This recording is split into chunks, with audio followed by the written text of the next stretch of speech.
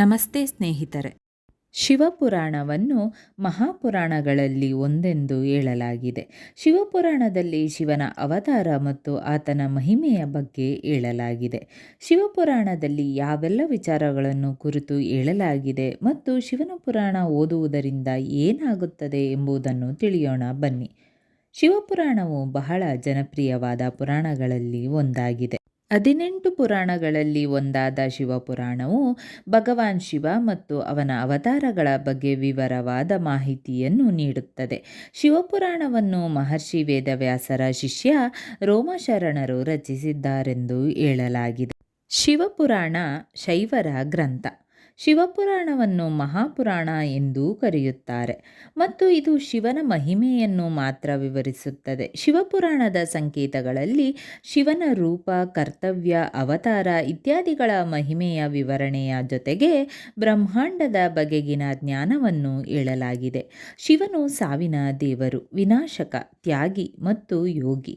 ಈ ಪುರಾಣದಲ್ಲಿ ಶಿವನೇ ಶ್ರೇಷ್ಠ. ಮಹಾದೇವನನ್ನು ಕೇಂದ್ರದಲ್ಲಿಟ್ಟುಕೊಂಡು ಸೃಷ್ಟಿ, ನಿರ್ವಹಣೆ ಮತ್ತು ವಿನಾಶದ ಜ್ಞಾನದ ಜೊತೆಗೆ ಮನುಷ್ಯನ ಧಾರ್ಮಿಕ ಕಾರ್ಯಗಳನ್ನು ವಿವರಿಸಲಾಗಿದೆ. ಶಿವಪುರಾಣವನ್ನು ಓದಿದರೆ ಏನಾಗುತ್ತೆ ಎಂಬುದನ್ನು ತಿಳಿಯೋಣ. ಈ ಪುರಾಣದಲ್ಲಿ ಪ್ರಪಂಚದೊಂದಿಗೆ ನಾವು ನಿವೃತ್ತಿ ಹವ್ಯಾಸದ ಬಗ್ಗೆ ಮಾಹಿತಿಯನ್ನು ಪಡೆಯುತ್ತೇವೆ. ಅದಕ್ಕಾಗಿಯೇ ಈ ಪುರಾಣವನ್ನು ಓದಲಾಗುತ್ತದೆ. ಶಿವಪುರಾಣವನ್ನು ಪಠಿಸುವುದರಿಂದ ಎಲ್ಲ ರೀತಿಯ ಇಷ್ಟಾರ್ಥಗಳು ನೆರವೇರುತ್ತವೆ. ಸಂತಾನ ಭಾಗ್ಯವನ್ನು ಪಡೆಯುವುದಕ್ಕೂ ಈ ಪುರಾಣವನ್ನು ಓದಲಾಗುತ್ತದೆ. ಶಿವಪುರಾಣವನ್ನು ಪಠಿಸುವುದರಿಂದ ವೈವಾಹಿಕ ಜೀವನಕ್ಕೆ ಸಂಬಂಧಿಸಿದ ಸಮಸ್ಯೆಗಳು ಪರಿಹಾರವಾಗುತ್ತವೆ. ಶಿವಪುರಾಣವನ್ನು ಪಠಿಸುವುದರಿಂದ ಎಲ್ಲ ರೀತಿಯ ಯಾತನೆಗಳು ಮತ್ತು ಪಾಪಗಳು ನಾಶವಾಗುತ್ತವೆ.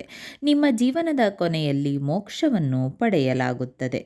ಈ ಪುರಾಣವನ್ನು ಓದುವುದರಿಂದ ನಮ್ಮ ಜೀವನದಲ್ಲಿ ಬರುವ ಅಡೆತಡೆಗಳನ್ನು ತೊಡೆದು ಹಾಕಲು ನಾವು ಪರಿಹಾರವನ್ನು ಪಡೆಯುತ್ತೇವೆ. ಏಕೆಂದರೆ ಈ ಪುರಾಣದಲ್ಲಿ ನಮ್ಮ ಜೀವನದಲ್ಲಿ ಎದುರಾಗುವ ಸಮಸ್ಯೆಗಳಿಗೆ ಹಲವಾರು ರೀತಿಯ ಪರಿಹಾರಗಳನ್ನು ಸಹ ಹೇಳಲಾಗಿದೆ. ಶಿವಪುರಾಣದ ಪ್ರಕಾರ ಹಣವನ್ನು ಉತ್ತಮ ರೀತಿಯಲ್ಲಿ ಸಂಗ್ರಹಿಸಿ ಮತ್ತು ನೀವು ಕೂಡಿಟ್ಟ ಹಣವನ್ನು 3 ಭಾಗಗಳನ್ನಾಗಿ ಮಾಡಿ. ಅದರಲ್ಲಿ ಒಂದು ಭಾಗವನ್ನು ಸಂಪತ್ತಿನ ಬೆಳವಣಿಗೆಯಲ್ಲಿ, ಒಂದು ಭಾಗವನ್ನು ಆಹಾರ ಸೇವನೆಯಲ್ಲಿ ಮತ್ತು ಇನ್ನೊಂದು ಭಾಗವನ್ನು ಧಾರ್ಮಿಕ ಕಾರ್ಯದಲ್ಲಿ ಖರ್ಚು ಮಾಡಿ. ಇದು ನಿಮಗೆ ಜೀವನದಲ್ಲಿ ಯಶಸ್ಸನ್ನು ನೀಡುತ್ತದೆ. ಶಿವಪುರಾಣದ ಪ್ರಕಾರ ಒಬ್ಬರು ಎಂದಿಗೂ ಕೋಪಗೊಳ್ಳಬಾರದು ಅಥವಾ ಕೋಪವನ್ನು ಉಂಟುಮಾಡುವ ಪದಗಳನ್ನು ಮಾತನಾಡಬಾರದು. ಕೋಪದಿಂದ ಆತ್ಮಸಾಕ್ಷಿಯು ನಾಶವಾಗುತ್ತದೆ ಮತ್ತು ಆತ್ಮಸಾಕ್ಷಿಯ ನಾಶದಿಂದಾಗಿ ಜೀವನದಲ್ಲಿ ಅನೇಕ ಬಿಕ್ಕಟ್ಟುಗಳು ಉದ್ಭವಿಸುತ್ತವೆ ಎಂದು ಇದರಲ್ಲಿ ಹೇಳಲಾಗಿದೆ. ಶಿವಪುರಾಣದ ಪ್ರಕಾರ ಸೂರ್ಯಾಸ್ತದ ಸಮಯವು ಭಗವಾನ್ ಶಿವ ತನ್ನ 3ನೇ ಕಣ್ಣಿನಿಂದ 3 ಲೋಕಗಳನ್ನು ನೋಡುತ್ತಿರುತ್ತಾನೆ ಮತ್ತು ಈ ಸಮಯವು ಅವನು ತನ್ನ ನಂದಿಗಣಗಳೊಂದಿಗೆ ಪ್ರಯಾಣಿಸುವ ಸಮಯವಾಗಿದೆ. ಈ ಸಮಯದಲ್ಲಿ ಒಬ್ಬ ವ್ಯಕ್ತಿಯು ಕಟುವಾದ ಮಾತುಗಳನ್ನು ಹೇಳಿದರೆ, ಜಗಳವಾಡಿದರೆ, ದೈಹಿಕ ಸಂಬಂಧವನ್ನು ನಡೆಸಿದರೆ, ಆಹಾರ ಸೇವಿಸಿದರೆ, ಪ್ರಯಾಣ ಮಾಡಿದರೆ ಅಥವಾ ಯಾವುದೇ ಪಾಪಗಳನ್ನು ಮಾಡಿದರೆ ಅವನು ತೀವ್ರ ಹಾನಿಗೊಳಗಾಗುತ್ತಾನೆ. ಶಿವಪುರಾಣದ ಪ್ರಕಾರ ಯಾವುದೇ ಕೆಲಸ ಅಥವಾ ಕಾರ್ಯವನ್ನು ಮಾಡುವಾಗ ಒಬ್ಬ ವ್ಯಕ್ತಿಗೆ ತಾನು ಮಾಡುತ್ತಿರುವ ಕಾರ್ಯದ ಬಗ್ಗೆ ಅರಿವಿರಬೇಕು ಅಥವಾ ಅವನು ಏನು ಮಾಡುತ್ತಿದ್ದಾನೆ ಎಂಬುದು ಅವನಿಗೆ ತಿಳಿದಿರಬೇಕು. ಯಾಕೆಂದರೆ ಅವನು ಮಾಡುವ ಕಾರ್ಯದಿಂದ ಒಳ್ಳೆಯದೇ ಆಗಿರಲಿ ಅಥವಾ ಕೆಟ್ಟದ್ದೇ ಆಗಿರಲಿ ಅವೆಲ್ಲದಕ್ಕೂ ಅವನೇ ಕಾರಣನಾಗಿರುತ್ತಾನೆ. ಹಾಗೂ ಈ ಪುರಾಣವು ವ್ಯಕ್ತಿಯನ್ನು ಸತ್ಯದ ಮಾರ್ಗದಲ್ಲಿ ನಡೆಯುವಂತೆ ಪ್ರೇರೇಪಿಸುತ್ತದೆ. ಶಿವಪುರಾಣದ ಪ್ರಕಾರ ಮನುಷ್ಯನ ಆಸೆಗಿಂತ ದೊಡ್ಡ ದುಃಖ ಇನ್ನೊಂದಿಲ್ಲ. ಮನುಷ್ಯನು ಆಸೆಗಳ ಜಾಲದಲ್ಲಿ ಸಿಕ್ಕಿ ಹಾಕಿಕೊಂಡಾಗ ಅವನು ತನ್ನ ಜೀವನವನ್ನು ನಾಶಪಡಿಸಿಕೊಳ್ಳುತ್ತಾನೆ. ಆದ್ದರಿಂದ ಅನಾವಶ್ಯಕ ಆಸೆಗಳನ್ನು ತ್ಯಜಿಸುವುದರಿಂದ ಮಾತ್ರ ಅವನು ಜೀವನದಲ್ಲಿ ನಿಜವಾದ ಸಂತೋಷವನ್ನು ಪಡೆದುಕೊಳ್ಳುತ್ತಾನೆ. ಶಿವಪುರಾಣದ ಪ್ರಕಾರ ಪ್ರಪಂಚದ ಪ್ರತಿಯೊಬ್ಬ ಮನುಷ್ಯನು ಕೆಲವು ಅಥವಾ ಇತರ ವಿಷಯ, ವ್ಯಕ್ತಿ ಅಥವಾ ಸನ್ನಿವೇಶದೊಂದಿಗೆ ಬಾಂಧವ್ಯವನ್ನು ಅಥವಾ ಆಕರ್ಷಣೆಯನ್ನು ಹೊಂದಿರಬಹುದು. ಈ ಬಾಂಧವ್ಯ ಅಥವಾ ಆಕರ್ಷಣೆಯೇ ನಮ್ಮ ದುಃಖ ಮತ್ತು ವೈಫಲ್ಯಕ್ಕೆ ಮುಖ್ಯ ಕಾರಣವಾಗುತ್ತದೆ ಎಂದು ಶಿವಮಹಾಪುರಾಣ ಹೇಳುತ್ತದೆ. ಶಿವಪುರಾಣದ ಪ್ರಕಾರ ಮನುಷ್ಯನಲ್ಲಿ ಬಾಂಧವ್ಯ, ದ್ವೇಷ, ಅಸೂಯೆ, ಅಗೆತನ, ಅಪಮಾನ, ಹಿಂಸೆಯಂತಹ ಅನೇಕ ಕೆಟ್ಟ ಪ್ರವೃತ್ತಿಗಳು ಇರುವವರೆಗೂ ಅವನು ಪ್ರಾಣಿಗಳಂತೆಯೇ ವರ್ತಿಸುತ್ತಾನೆ. ಇಂತಹ ಪ್ರವೃತ್ತಿಗಳಿಂದ ಮುಕ್ತಿ ಪಡೆದುಕೊಳ್ಳಲು ಭಕ್ತಿ ಮತ್ತು ಧ್ಯಾನ ತುಂಬಾ ಅವಶ್ಯಕ.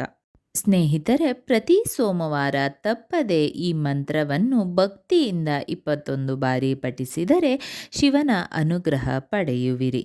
ಈ ಮಂತ್ರವನ್ನು ಪಠಿಸುವುದರಿಂದ ಆಗುವ ಪ್ರಯೋಜನಗಳೇನೆಂದು ತಿಳಿಯೋಣ. ವಿವಿಧ ಪ್ರಾಚೀನ ಸಂಪ್ರದಾಯಗಳು ಮತ್ತು ಆಧ್ಯಾತ್ಮಿಕ ವ್ಯವಸ್ಥೆಗಳಲ್ಲಿ ಶಿವನ ಮೂರನೇ ಕಣ್ಣಿನ ಪರಿಕಲ್ಪನೆಯನ್ನು ಉನ್ನತ ಪ್ರಜ್ಞೆ, ಆಧ್ಯಾತ್ಮಿಕ ಜಾಗೃತಿ ಮತ್ತು ಆಂತರಿಕ ದೃಷ್ಟಿಗೆ ದ್ವಾರವೆಂದು ಪೂಜಿಸಲಾಗುತ್ತದೆ.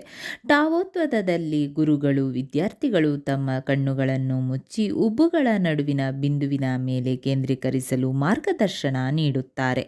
ಈ ಅಭ್ಯಾಸವು ಅವರನ್ನು ಸಾರ್ವತ್ರಿಕ ಶಕ್ತಿಯೊಂದಿಗೆ ಜೋಡಿಸುತ್ತದೆ ಮತ್ತು ಧ್ಯಾನ ಜಾಗೃತಿಯನ್ನು ಗಾಢಗೊಳಿಸುತ್ತದೆ ಎಂದು ನಂಬಲಾಗಿದೆ. ಬೌದ್ಧ ಧರ್ಮದಲ್ಲಿ ತಪಸ್ವಿಗಳು ಭೌತಿಕ ಕ್ಷೇತ್ರವನ್ನು ಮೀರಿ ಮತ್ತು ಸ್ವಯಂ ಸಾಕ್ಷಾತ್ಕಾರವನ್ನು ಸಾಧಿಸುವ ಅನ್ವೇಷಣೆಯಲ್ಲಿ ಮೂರನೇ ಕಣ್ಣನ್ನು ಸಕ್ರಿಯಗೊಳಿಸಲು ಕಠಿಣ ಅಭ್ಯಾಸಗಳಲ್ಲಿ ತೊಡಗುತ್ತಾರೆ. ಒಳನೋಟ ಮತ್ತು ಆಂತರಿಕ ಶಕ್ತಿಯ ಈ ಪವಿತ್ರ ಸಂಕೇತವು ಹಿಂದೂ ಧರ್ಮದ ಸರ್ವೋಚ್ಚ ಯೋಗಿಯಾದ ಭಗವಾನ್ ಶಿವನಲ್ಲಿ ಅತ್ಯಂತ ವಿಸ್ಮಯಕಾರಿ ಅಭಿವ್ಯಕ್ತಿಯನ್ನು ಕಂಡುಕೊಳ್ಳುತ್ತದೆ. ಶಿವನ ಹಣೆಯ ಮಧ್ಯದಲ್ಲಿರುವ ಅವನ ಮೂರನೇ ಕಣ್ಣು ಭ್ರಮೆಯನ್ನು ಮೀರಿ ಗ್ರಹಿಸುವ ಸಾಮರ್ಥ್ಯವನ್ನು ಪ್ರತಿನಿಧಿಸುತ್ತದೆ. ಆತ್ಮವನ್ನು ಮುಕ್ತಗೊಳಿಸುವ ಅಂತಿಮ ಸತ್ಯವನ್ನು ಬಹಿರಂಗಪಡಿಸುತ್ತದೆ. ಈ ಮಂತ್ರದ ಅರ್ಥವೇನೆಂದರೆ, ನಾವು ಒಂದು ಶಾಶ್ವತ ಅಕ್ಷರ ಅಂದರೆ ಓಂ ಮತ್ತು 3 ಕಣ್ಣುಗಳ ಭಗವಂತನನ್ನು ಧ್ಯಾನಿಸುತ್ತೇವೆ. ಆ ಶಿವನು ನಮ್ಮ ಮನಸ್ಸನ್ನು ಜಾಗೃತಗೊಳಿಸಲಿ ಮತ್ತು ನಮ್ಮ ಆಂತರಿಕ ದೃಷ್ಟಿಗೆ ಮಾರ್ಗದರ್ಶನ ನೀಡಲಿ. ಮಂತ್ರ ಈ ರೀತಿ ಇದೆ: ಓಂ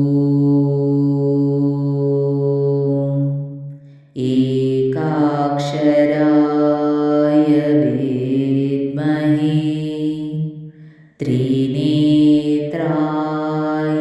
ಧೀಮಹಿ ತನ್ನಃ ಶಿವಃ ಪ್ರಚೋದಯಾತ್. ಓಂ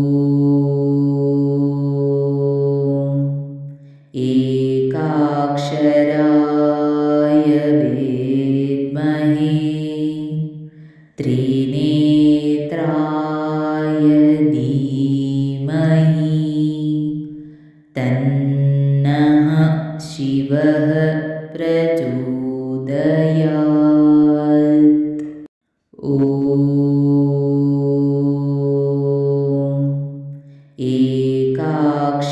ಏಕಾಕ್ಷರಾಯ ವಿದ್ಮಹೇ ತ್ರಿನೇತ್ರಾಯ ಧೀಮಹಿ ತನ್ನಃ ಶಿವಃ ಪ್ರಚೋದಯಾತ್. ಸ್ನೇಹಿತರೆ, ಈ ವಿಡಿಯೋ ಇಷ್ಟವಾದಲ್ಲಿ ಲೈಕ್, ಶೇರ್ ಆ್ಯಂಡ್ ಕಾಮೆಂಟ್ ಮಾಡಿ. ಮುಂದಿನ ವಿಡಿಯೋಸ್ಗಳಿಗಾಗಿ ಚಾನಲ್ ಅನ್ನು ಸಬ್ಸ್ಕ್ರೈಬ್ ಮಾಡಿ. ಧನ್ಯವಾದಗಳು.